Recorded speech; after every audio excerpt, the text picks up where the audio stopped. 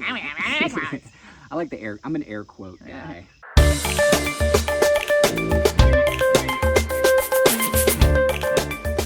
What's up? So, hey again. This is going to be another cool video. It might be a longer one, but it's going to be the origin story, the story of our journey. This will be the prologue. Yep. Well, this will be the prologue. Okay. Yeah. Yes. This Maybe actually no. The prologue is our history. This is the introduction. The prologue is pre-2017? Yeah. Okay, the introduction is 2017 to 2024. Oh man, it's so awesome. We're creating a generational family farm from scratch, from nothing. And we're in year 8. So this isn't a beginning how to like start off with us right off the bat. However, we have just landed at our final property. So it's kind of like year 0. It's kind of like year 0, but it's kind of like year 8 because we've been doing it for so long. So we're going to go ahead and get started. And we're going to go year by year and tell you exactly what happened from then till now. Starting when we launched the business in April 9th, I think it was. Yep. So 2017, we launched Levity Farms. How did we do it? So basically, we decided in 2016 that we were going for it. And we were working in restaurants, both of us working in the same restaurants, serving tables at night. And intentionally working with farm-to-table restaurants. Yep. And so we decided that we wanted to start Levity Farms, and first and foremost, we put together a business plan. It was the most important part about it. You love business plans. I love business plans so much. So as we were putting the plan together, we started putting the word out there that we were going to launch our own adventure. Looking for a space to do so. And we found one. Well, it sort of found us. Yeah, it did. Yeah. A family friend had some property in Milton, and they were very supportive and helpful in allowing us to rent that property and get the business started there. Yep, we had some friends. It was never going to be a permanent situation, though. We always knew it was just our startup farm. That's true. We had some friends help us get started, and we knew we wanted to buy our own land one day and really set some roots and do the full permaculture design. But we also knew that we had to get a business going and start generating income. Well, because you knew you wanted to go for an FSA loan through the Farm Services Agency. And that all happened in 2020. Stick around and we'll get to that part of what happened and how we purchased our farm with 0 down. But we were already planning on going for the FSA loan. Oh yeah, that was the plan. That was why starting in 2017 we made sure to get on QuickBooks, keep everything organized and tight from day 1. Yep. We treated the business, we took it seriously from day 1 with our bookkeeping and we did. We started with records. a $10,000 investment from a family member. And we put that into the right infrastructure and the tools to get growing in the spring of 2017.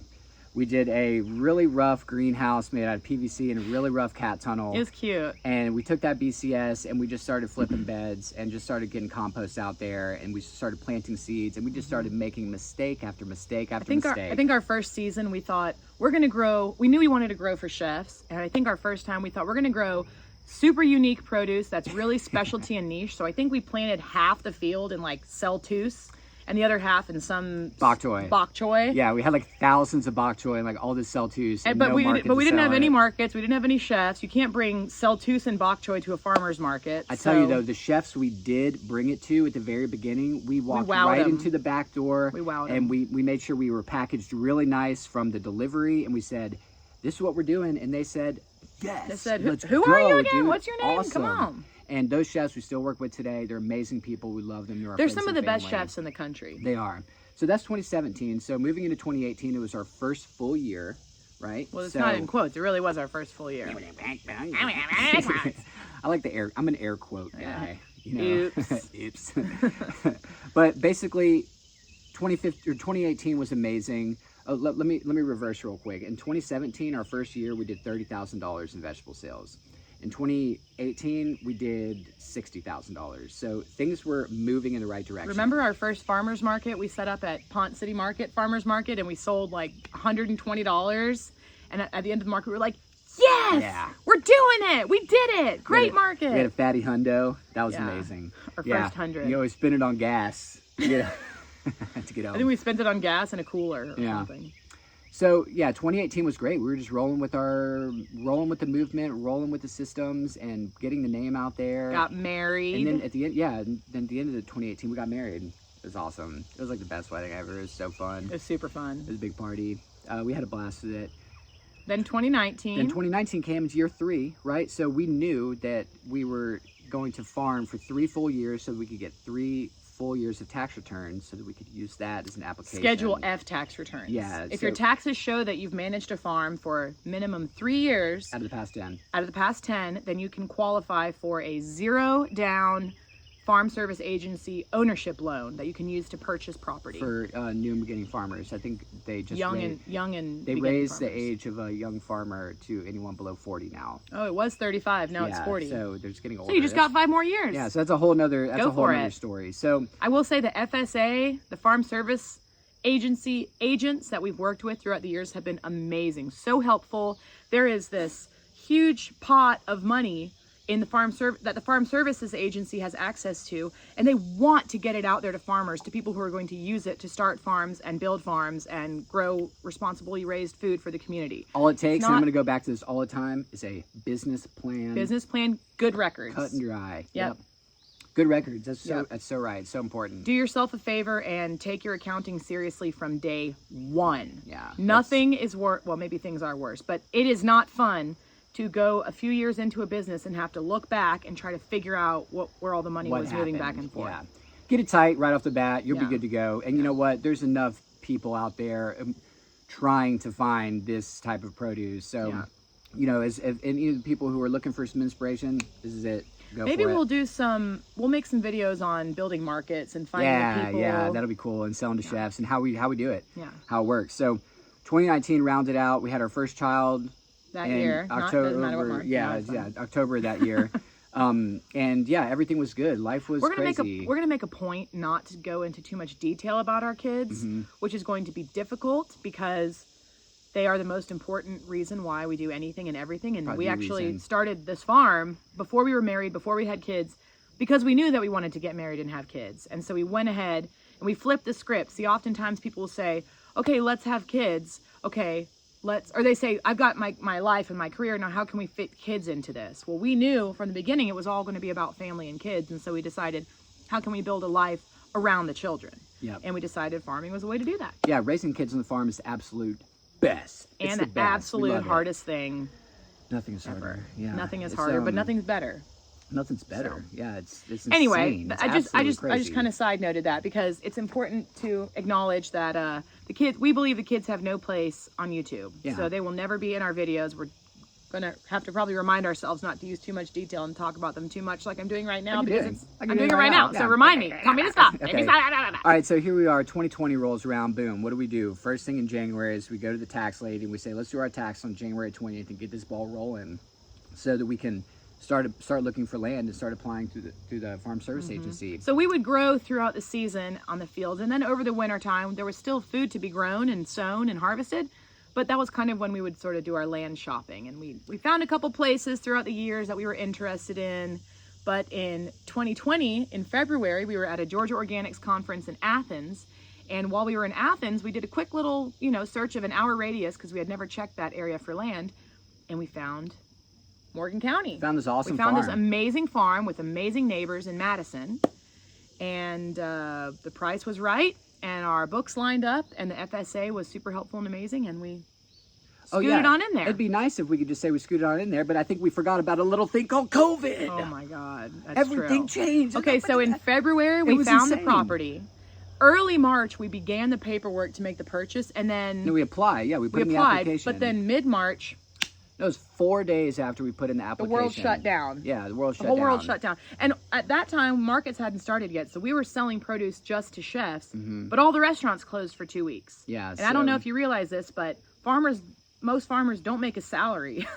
Nobody else is paying our bills. If we don't sell the food, then we don't have income that week. So for 2 weeks, we just decided, well, I guess, for that 2 weeks that everything was closed, the initial 2 weeks when there was no one on the road, the restaurants were all closed, we were like, well, I guess it's a good time to start moving packing out the farm and moving. Yep. So the seller was awesome, and he worked with us, and he knew it was going to take a long time to the FSA. He was our next door neighbor, our new next door neighbor. Yep. He was an amazing man, and still is. Of course. And so in 2020 is a very long, complicated year for Levity Farms, because we didn't have a home. We had a home in Woodstock that we ended up putting up for sale, and then we sold that in June of 2020, right? Mm-hmm. So we were moving out, and then we were also closing down our rental farm in Milton. And basically, here's the long and short of it. It was April. It was the beginning of April, and we had all of our tomatoes that were at our rental farm ready to go in the ground in trays and pots. And I'm standing there at the bed. It's prepped and ready, and I have the trays. You dug the first hole. And Alana goes, maybe we should see if we can plant the tomatoes at the new site. Thank you for acknowledging that. I pointed that out. Yeah, totally. It was amazing. And we were like, maybe we should call Scott and see if we can do that. Scott was our seller. Yeah, and so I basically called the seller and I said, we're going to buy this property no matter what. Everything's shut down. Everything's insane. Can I get some stuff started over there so when the process is through, we can kind of get rolling with some produce? And he said, as long as he said, if you don't end up closing, I'm keeping your tomatoes. And your equipment. Yeah. So. But we didn't really there was no chance that we weren't going to end up closing. So. Yep. We're kind of all in types. Yeah, kind of gung ho about it. Yeah. Kind of. So that started the great transition. Great transition. It was really cool. So what we did is I had a baby. I had a young baby. Yeah, and so with me. Look, when you have a 3 to 6 month old baby, you are so convinced that you can still. Everything's fine. I'll just strap that baby on my back and get to work. No big change. I don't have to make any big life adjustments. Let's expand the business. Everything's fine. Yeah. The baby, it's not going to change anything. Yeah. Yeah. So that was fun. And it still is. So basically what we did is instead of planting summer crop at our rental property, we planted the entire thing in spring crop, and we just didn't succession anything. We just mowed it down after. So while we were packing up and moving, a big pro of this is there was no traffic. So we were able to go deliver produce to people's homes on the way from Milton to Madison through Atlanta. It was awesome. I mean, really, it was great. We were able to provide help for people. He was able to. Oh, because you had the baby. I had the baby. So we had sold our Woodstock house. Yep. We had no home in Madison yet. So we were actually living. Yeah, let's say that there was no home on the farm that we There was bought. No home. It was just, there was no infrastructure. It was a pole barn. That's it. No floor, no walls, no electrical, nothing. Just a pole barn. Yep. 40 by 60, it was big. So we were staying at your parents' house in Marietta part-time while building a small house in Madison at the farm. But then we decided we needed to be up there, so we got a 14-foot pole behind trailer. Yeah, camper. And so we camped under that pole barn for about 3 months. It was awesome. It was like, is Armageddon happening? Is this the end of the world? Like, let's build this farm. You know what? Then we had a good friend who offered us an apartment, and I stayed there with the kids for, a month or two? Yep, a couple months. While you and the contractors put the finishing touches on building our barn house. Yeah, so this is 2020. We're also figuring out the new soil. Yeah. We're trying to get planted. COVID's happening. Everything's insane. The world's crumbling. Everything's wild. Yeah. And I'm noticing the crops aren't growing like I thought they were going to grow. So there's a different type of soil. That brings us to 2021. So that was only a couple years ago. Yeah. And 2021, we got started. We finished building our barn house in March. Should we put 2021 into the next video? Well, I'm going to break it up and do a bunch of videos. Oh. Yeah. I wonder if this part will be in the first or second. This will be in the 2021 part. So okay. 1, 2, 3, 4, part 5. Already 5. Yeah, great. Let's do it. So basically, 2021, we built our barn house. It was a barn dominium, and I don't like that word. Barn that's dominium. That's why I quoted it. It's a barn house. Yeah, it's a barn house. It's a tiny little house in the barn. So the barn was 40 by the barn. I know, but I don't really like it. All right, so, I'm over it. I'm over it. Good, thank God. So the pole barn was 40 by 60, and about a third of it became our little house, and the rest of it we had a concrete slab poured under the whole thing, which was amazing. It's really hard to keep dirt floors and gravel floors clean, but sweep that concrete floor all the way through. Yeah, it was great. And also in 2021, that's when we first got our tractor. We got a compact tractor, and we were able to start flipping and opening up and letting the soil breathe. And it was amazing. We had just been doing BCS, like mostly no-till work, and lots of hand tools. Yeah, lots of hand tools, which we still use. We're getting older, so it was a lot. But hey, welcome back. Come on back. Oh, see ya. Goodbye. Yeah, sure. Maybe next time. Yeah. Yeah. So 2021 was good. We started incorporating the tractor. The sales started to grow, and I think 2021 we hit like 40 or 50K. kind of getting back into it. Which was another year one. Yeah, so that was really. our second year one. And then here we go. All of a sudden, we're in 2022. That's 2 years ago.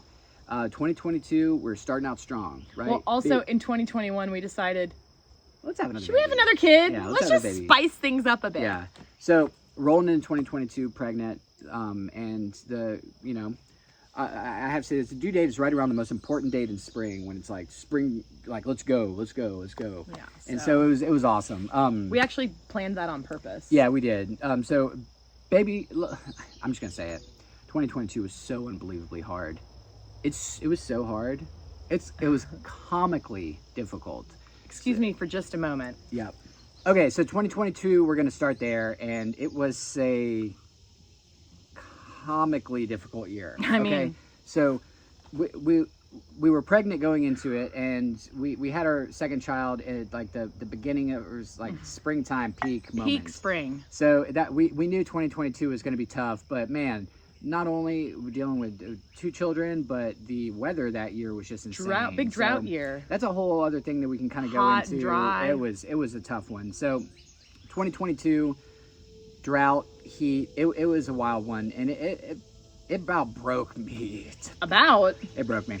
I'd say it did. broke you open. It did. It broke me open. It was a lot to deal with, but farming is a lot to deal with. So it's a lifestyle, and that year we kind of chalked it up to it's just a tough one.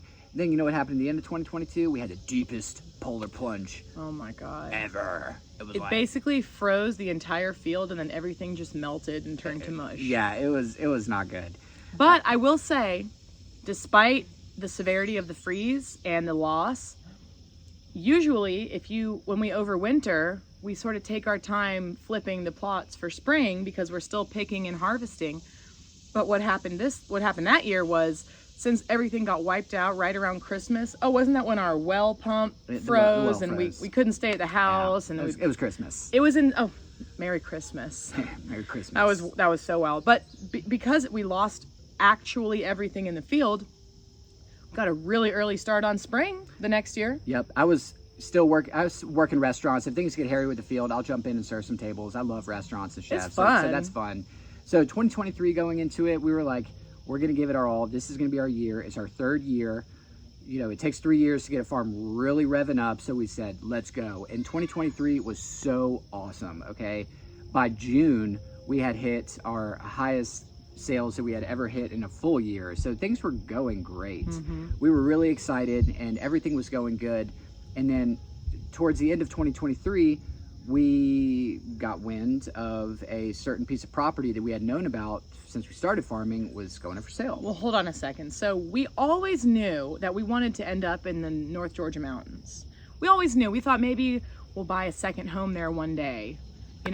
Maybe there'll be just this magical opportunity for the right mountain farm that'll call us when the time is right. But in 2023, we were just still building our networks in Madison. We had no intention or plans of moving until we heard about this property here.